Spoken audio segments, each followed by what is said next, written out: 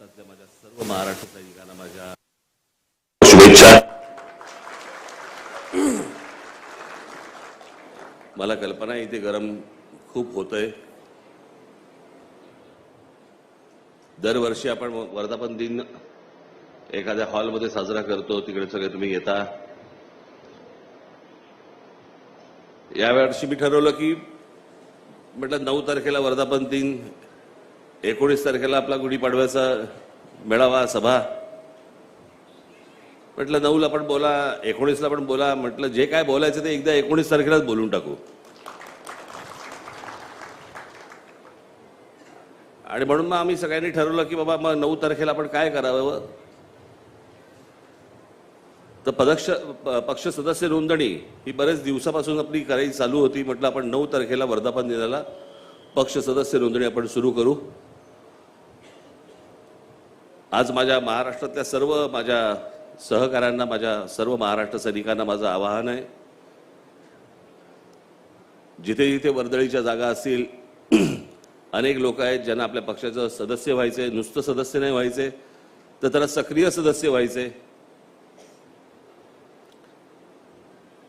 तर ज्या ज्या वर्दळीच्या जागा असतील, मग तिकडे शाळा असतील, कॉलेजेस असतील, मंदिरं असतील, इतर दुसरी कुठच्या मार्केट असतील, त्या सर्व ठिकाणी आपल्या महाराष्ट्र नवनिर्माण सेनेच्या सदस्य नोंदणीचे स्टॉल्स, टेबल्स तिकडे लागली पाहिजेत. तुम्ही लोकांपर्यंत गेलं पाहिजे, लोकांना भेटलं पाहिजे, लोकांशी बोललं पाहिजे. आणि अनेक लोक आहेत ज्यांना हजारो लोक आहेत की ज्यांना आपल्या पक्षाचं सदस्य व्हायचे, त्यांना सदस्य करून तुम्ही सर्वांनी घ्या. आज महाराजांच्या आशीर्वादाने रायगडावरती आज आपल्या नोंदणीचा सुरुवात आपण करत आहोत. तर महाराजांचे सर्वजण तुम्ही आशीर्वाद घेऊन महाराष्ट्रभर तुम्ही जा. आणि येत्या 19 तारखेला गुढीपाडव्याला महाराष्ट्राच्या कानाकोपऱ्यातून माझा जो कोणी माझा महाराष्ट्र सैनिक आहे, जे महाराष्ट्राचे हितचिंतक आहेत, त्यांनी सर्वांनी 19 मार्चला, काय योगायोग आहे बघा, 20 वर्षानंतर आपली पहिली सभा 20 तारखेला झाली होती, 19 मार्चला. आणि आज 20 वर्षानंतर परत आपल्या गुढीपाडव्याच्या सभेला 19 मार्चच तारीख यावी.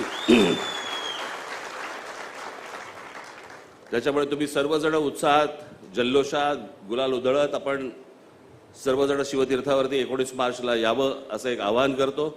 आणि या नोंदणीच्या उपक्रमाला, सदस्य नोंदणी उपक्रमाला सुरुवात झाली असं जाहीर करतो. धन्यवाद. जय हिंद, जय महाराष्ट्र.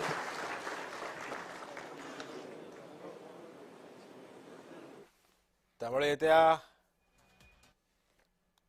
19 तारखेला काय म्हणतात त्याला, बॅचच म्हणतात ना, सदस्य नोंदणीचं काय असतं. हो, हे काय देतो आपण, हे आय कार्ड. माझी पंचायत आहे आय कार्डची, कारण आय कार्डवरती माझीच सही आहे आणि मलाच सही करायची. आता इथे करायची.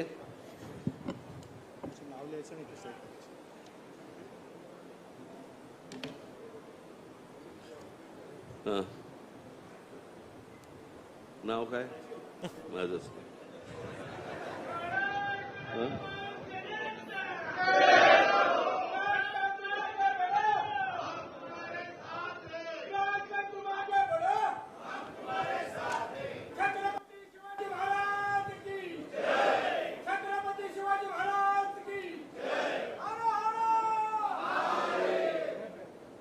अरे उलट सुलट बरोबर आहे.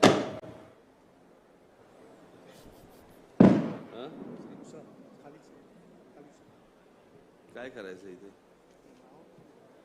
इथे आडनाव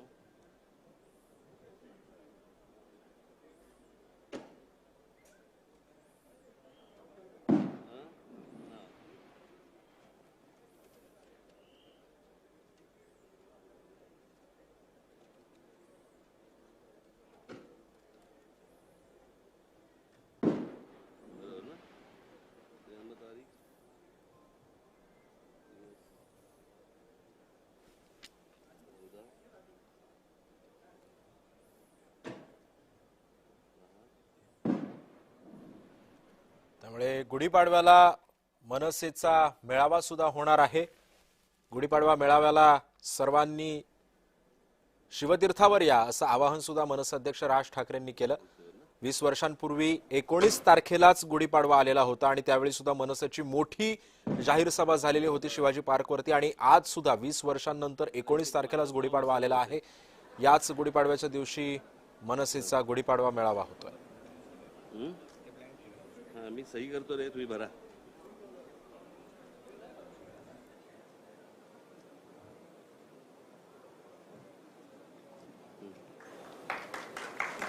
जोरदार टाळ्यांच्या गजरात साहेबांचं स्वागत करायचं आहे। पहिलं फॉर्म पक्षाचं साहेबांच्या हस्ते भरण्यात आलेलं आहे।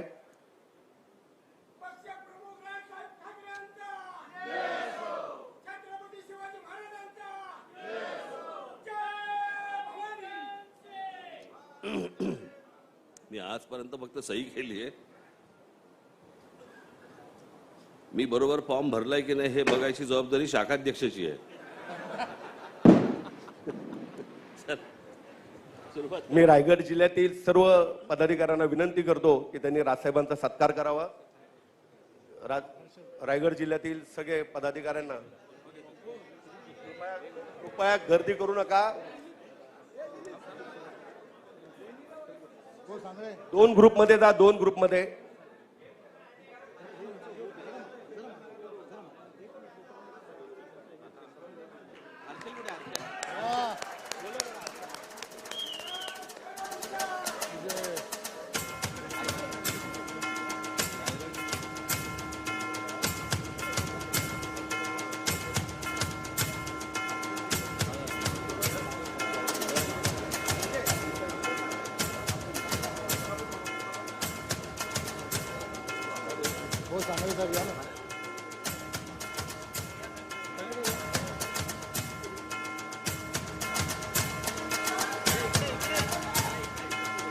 रायगडाच्या पायथ्याशी वर्धापन दिनाचा विशेष कार्यक्रम करण्यात आलेला आहे। मनसैनिकांचं गर्दी करू नये। स्वागत सुद्धा या ठिकाणी करण्यात आलं। राज ठाकरेंनी सुद्धा स्वतः या सदस्य मोहिमेचा फॉर्म भरून सुरुवात केलेली आहे।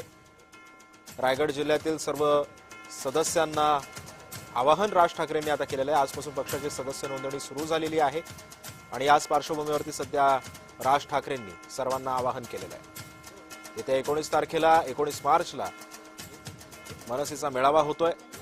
शिवतीर्थावरती सर्वांनी यावं असं आवाहन सुद्धा राज ठाकरेंनी केलेलं आहे।